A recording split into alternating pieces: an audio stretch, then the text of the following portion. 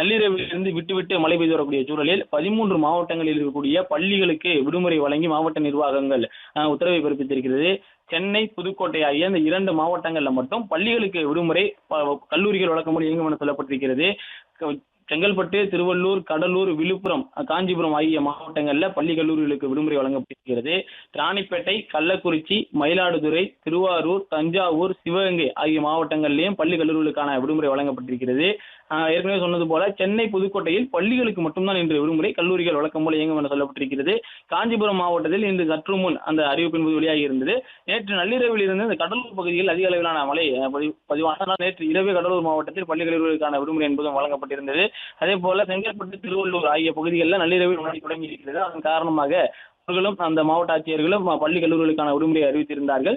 சிவகங்கை மற்றும் புதுக்கோட்டை ஆகிய பகுதிகளிலேயும் அதிக அளவிலான மழை பெய்ய தொடங்கி இருக்கிறது. பல்வேறு பகுதிகளில் வருவாய்த்துறையினுடைய தகவலை அடுத்து மாவட்ட நிர்வாகம் அந்த விடுமுறையை அறிவித்து அந்த உத்தரவை பிறப்பித்திருக்கிறார்கள். புதுக்கோட்டையில் பெய்து வரக்கூடிய மழையின் காரணமாக பள்ளிகளுக்கு மட்டும் விடுமுறை.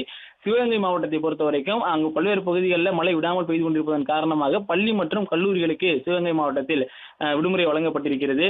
சென்னை, புதுக்கோட்டையில் பள்ளிகளுக்கு மட்டும் விடுமுறை. அதனை தவிர்த்து செங்கல்பட்டு, திருவள்ளூர், கடலூர், விழுப்புரம், காஞ்சிபுரம், ராணிப்பேட்டை, கள்ளக்குறிச்சி, மயிலாடுதுறை, திருவாரூர், தஞ்சாவூர், சிவகங்கை ஆகிய மாவட்டங்களில் இருக்கக்கூடிய பள்ளி கல்லூரிகளுக்கு விடுமுறை வழங்கி அந்தந்த மாவட்ட ஆட்சியர்கள் உத்தரவு பிறப்பித்திருக்கிறார்கள். மாணவர்கள் யாரும் அந்த தகவல் தெரிந்ததன் பிறகாக பள்ளிக்கு செல்ல வேண்டாம் என்கின்ற ஒரு தகவலையும் தெரிவித்திருக்கிறார்கள்.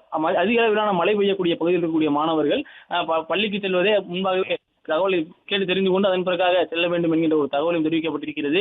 பள்ளியில் இருக்கக்கூடிய பள்ளி மேலாண்மை குழுக்கள் வாயிலாக இந்த தகவலை பள்ளியில் இருக்கக்கூடிய தலைமை ஆசிரியர்கள் அனுப்ப வேண்டும் எனவும் மாணவர்கள் மற்றும் பெற்றோர்களுக்கு தகவலை உடனடியாக சொல்ல வேண்டும் என்கின்ற ஒரு அறிவுறுத்தலும் மாவட்ட நிர்வாகம் சார்பில் வழங்கப்பட்டிருக்கிறது.